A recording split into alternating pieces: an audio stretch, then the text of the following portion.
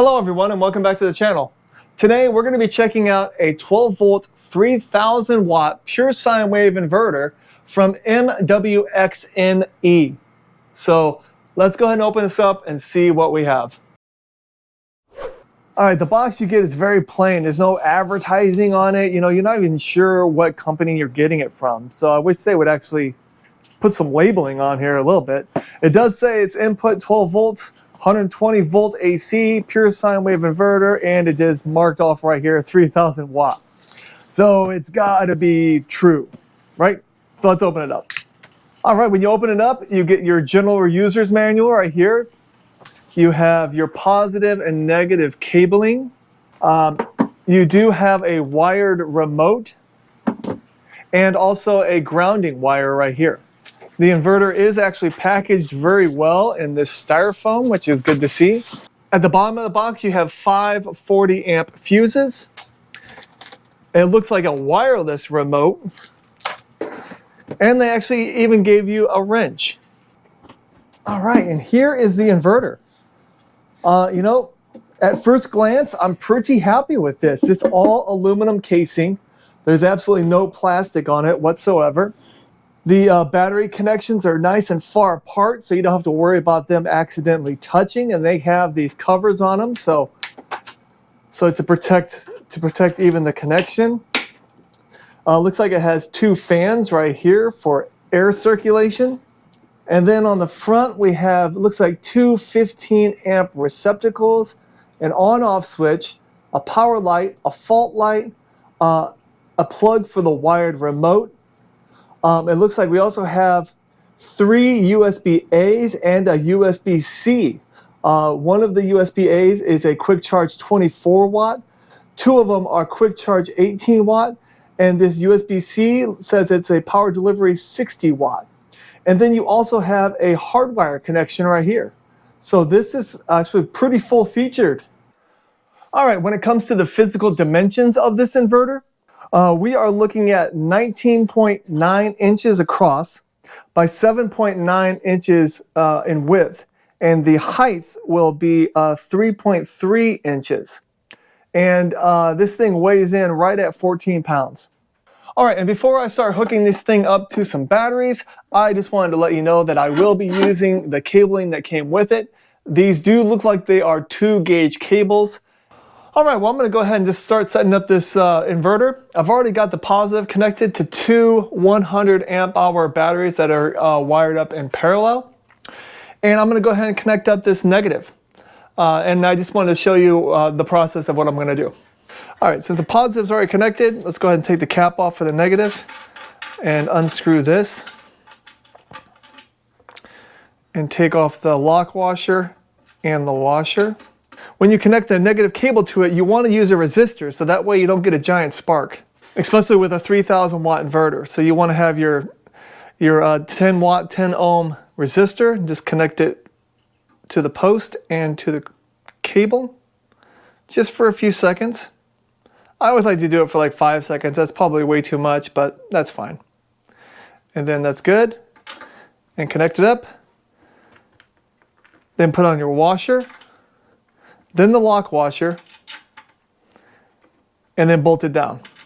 Go ahead and use the wrench that they supplied, and make sure you get it nice and tight. This cable should not move at all. And actually, let's go ahead and loosen it up, make sure it's straight. All right, now that we can put the cap back on, and it's very secure. I figured before we turn it on, let's go ahead and connect up the wired remote. We'll go ahead and see what happens with that when we plug it in. And it's super easy, just like plugging in an old telephone line. Yeah, screen's already lit up. And then we'll go ahead and use the remote to turn it on. I love how these little remotes have this little tiny antenna that goes with it. And then there also is this slide thing so you can make it so you don't accidentally press the on-off button. But let's go ahead and turn it on and see what happens. Does it have any batteries? No batteries. And of course it takes some sort of specialty battery that you can't just, you don't have them usually just sitting around. All right, well, I've been looking around for the past 10 minutes for an A23 battery. That's what this takes, or 23A. It takes a 23A battery.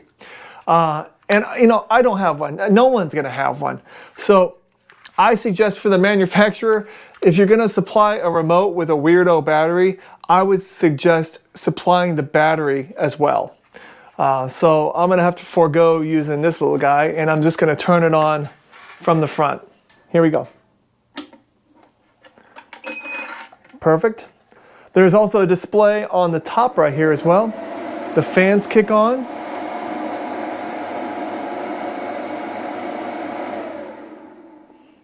Let's go ahead and turn on the display. And these two displays are exactly the same, so that's nice. Here's what the display looks like. Shows the voltage of the battery pack, 13.3. 60 hertz is the frequency. Our output is 122 volts. This shows that there's a pure sine wave, everything's happy about it, and that the temperature of the unit is 23 degrees Celsius, and that there's 0 watts of output so far. It also shows a little battery monitor, but this is probably going by voltage, so if you're using lithium iron phosphate, this won't really give you much information. So first, let's go ahead and check the voltage to make sure that's correct. It also says E03, I'm not sure what that is. But that's what's nice about this user's manual is it is actually full of information. It's not broken down into like different languages. It's all English, and it's really good manual. It gives you a lot of information. And it also gives you all the error codes at the end, and it's saying E3, right? Oh yeah, it says E03. And that apparently is not an error code. So, all right. All right, how about we test this thing out by just plugging in about 1,000 watts, you know, push about a third of what it can actually do.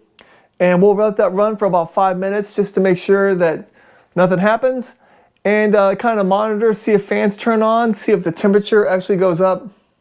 And while we're doing that, we'll check to make sure it's a pure sine wave, and we'll check the voltage of the system under load. All right, under no load, it does show that it's 122.4 volts, so that is good. Let's go ahead and put a load on there. This is a 1200 watt heat gun. And the voltage it dropped down to 121.5. Oh, it's actually, yeah, it's hovering between 121.5 and 122. And the display does show 122 as well. And the display is showing 1195 watts being output from the system. And this is a 1200 watt heat gun, so that is pretty accurate. All right, I also just measured the voltage at the terminals on the inverter, and I've confirmed it that it does say 12.2 volts, and that is accurate. This display is pretty accurate. I'd be happy going with that. With a 1200 watt load, the fans have not turned on at all. And under 1200 watt load, you can see that it is a pure sine wave. All right, this thing has been running this 1200 watt heat gun with absolutely no issues whatsoever. So I'm gonna go ahead and plug in a 1000 watt hot plate and see what happens when we introduce this thing to over 2000 watts. All right, fans have automatically kicked on. The voltage is still showing 119 volts, and our batteries have gone down to 11.3 volts. And the display is showing 2118 watts being output. The temperature inside the unit is 38 degrees Celsius. And also there is 208 amps going through this cable to feed this inverter. Now these are 2 gauge cables, so we're kind of maxing out these cables. If you're going to use these cables, I would make sure and put a 150 amp fuse on the positive side if this is going to be a permanent solution. Since we're only testing, I don't have it fused. And honestly, with a 3000 watt inverter, you wouldn't really want to use 2 gauge cables. I would say use 1/0 cabling or double up your 2 gauge cables. Use 2 sets of 2 gauge cables with 150 amp fuses on each one, and just make sure they're exactly the same length. Okay, well, I now have a 500 watt heater here, and I'm going to go ahead and plug it in And that should boost it up to about 2,600 watts coming out of this inverter. 2,700. Now we're going to be maxing out our batteries. We're pulling about 100 amps out of each one of these batteries right now. And that's what they're designed for. They will max out at 100 amps. So when I plug this in, something's probably going to pop. And I'm guessing it's going to be the batteries. But let's just find out. Put some safety glasses on just in case. And let's go ahead and click this on.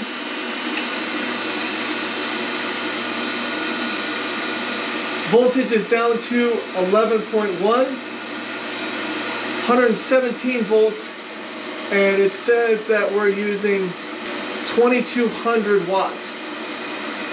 And okay, and it just shut off. And it was the whole inverter that shut off. So one of my batteries probably gave out, and then the other one gave out right afterwards. All right, it just clicked back on. Everything just shut back on. Everything just turned back on. I turned this heater off. So what we'll have to do is we'll have to grab a third battery, so that way we can share even more amperage between the three. So let me go ahead and connect the third battery, and I'll get right back at you. All right, I got a third battery wired up in parallel now. You can see that all of the cables are going from positive to positive to positive, and negative, negative, negative. And I have my main positive here going to the inverter, and my main negative here going to the inverter. Now this battery pack should be able to handle all the amperage that this 3,000 watt inverter is going to pull. All right, so let's try it again. Turn the inverter on. Heat gun. There's 1,200 watts. Hot plate. Here's another 1,000. Fans kick on for the inverter. The fans probably kick on when you get over 2,000 watts. That'd be my guess. And we're pulling 2,220 watts right now. Let's go ahead and kick on this heater.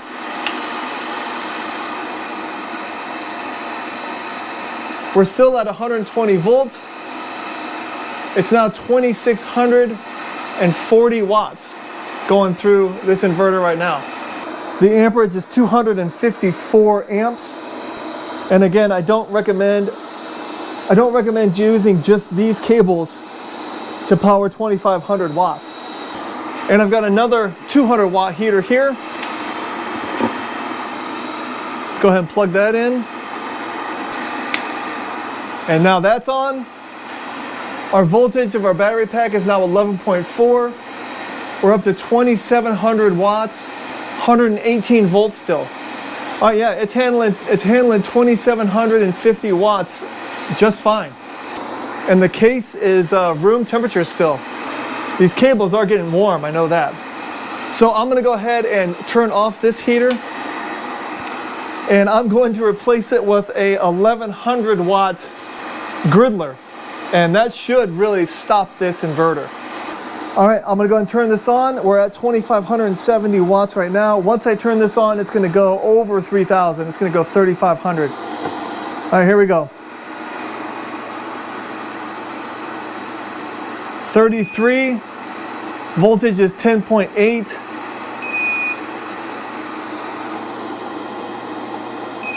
And it's still powering it, 3,200 watts. Man, this is a lot of power. And there we go. Inverter shut off. That's exactly what you want it to do. When it goes over like that, you want it to shut off, within 30 seconds. So it is shut off. We're gonna go ahead and turn it off. Oh, and it turns, and it does kick back on after 30 seconds or so. I didn't keep a timer, but at least 30 seconds. Or at the most 30 seconds. So yeah, this inverter is doing exactly what it should be doing, which is nice. Also, I wanted to show that this Allpower's S300, it can accept 60 watts of input, and so I have it plugged into the power delivery on the side here of the inverter and plugged into the Allpowers, and the Allpowers is actually accepting 66 watts right now. So the USBs on here, I'm sure, will deliver all the power that you need. All right, I've got this inverter all disconnected again, and I went ahead and started disassembling it so we can look on the inside. Now, this one's a little different than ones I'm used to, where you usually take the top screws off of the top on the sides and the half of the lid comes off. With this one, actually you turn it over and you remove the 4 feet and the plate on the bottom comes off and then gives you access to all the internals. I went ahead and took the 4 feet off, so let's go ahead and turn it over and look inside.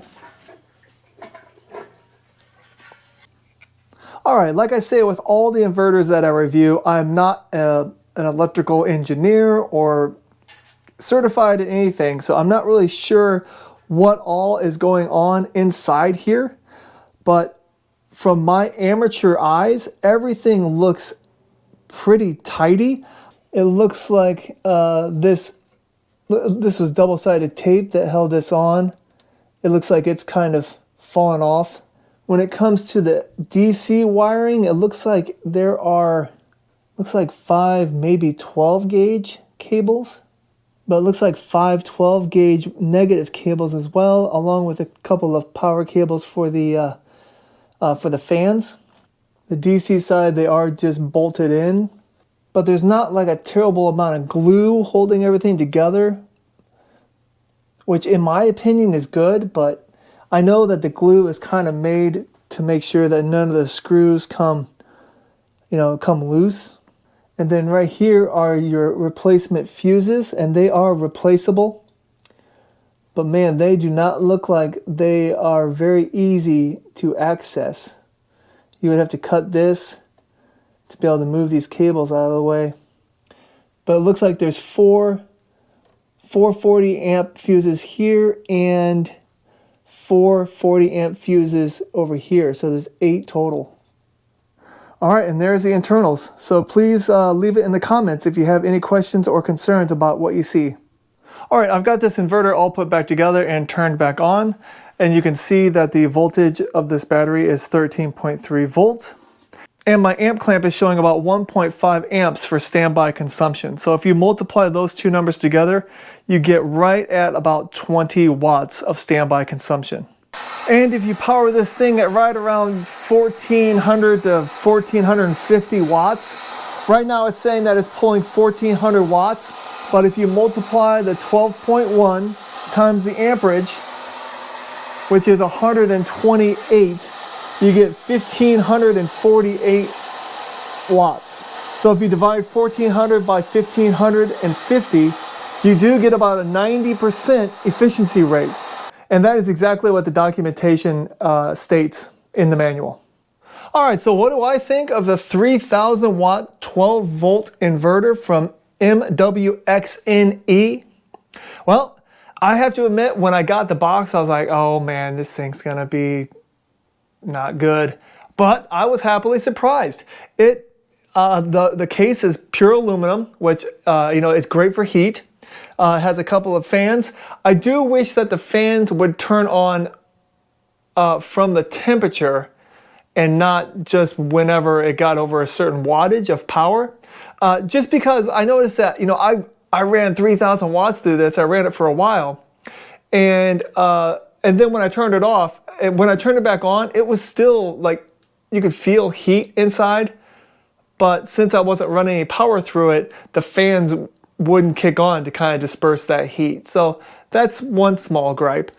And then also this remote, I like the remote. I mean, it's super simple. It's an on and an off, but please supply the battery if it's not going to be just a standard AAA or AA 9 volt battery, something like that. I will make a short of the use of this remote in case you want to check that out in a little bit. But overall, this inverter did exactly what it said it was going to do.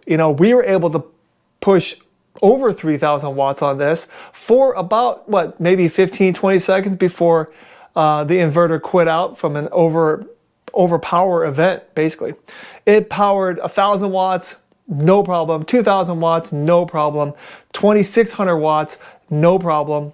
I tested the power delivery port on the front. It will power up 60 watts to something else with no problem. I do like the fact that it does come with a wired remote, so you can actually put that somewhere else in your RV or cabin, something like that. When you buy a 3,000 watt inverter, you're not going to run 3,000 watts all the time. That's like buying a car and running it at 7,000 RPMs all the time. It's just going to burn up. So these cables that came with it, I feel like they're pretty good, but I would definitely get a 150 amp fuse to go on that positive if you're going to make this your permanent solution. Another thing is the manual. I'm super happy with the manual. It's chock full of information. It's all in English. And the only thing is that it does describe multiple models of this inverter. But overall, I'm pretty happy with this thing. It's, I would say it's definitely something that you should probably look into if you're looking at a 3,000 watt 12 volt inverter. If you have any questions about the MWXNE 3,000 watt pure sine wave inverter, please go ahead and leave them in the comments. I'll have a link to this item in my description if you want to look further into it, and I'll also have it on my Amazon store so you can find all of the items that I used to test this product. Thank you so much for watching this video, and have a great day. Bye-bye.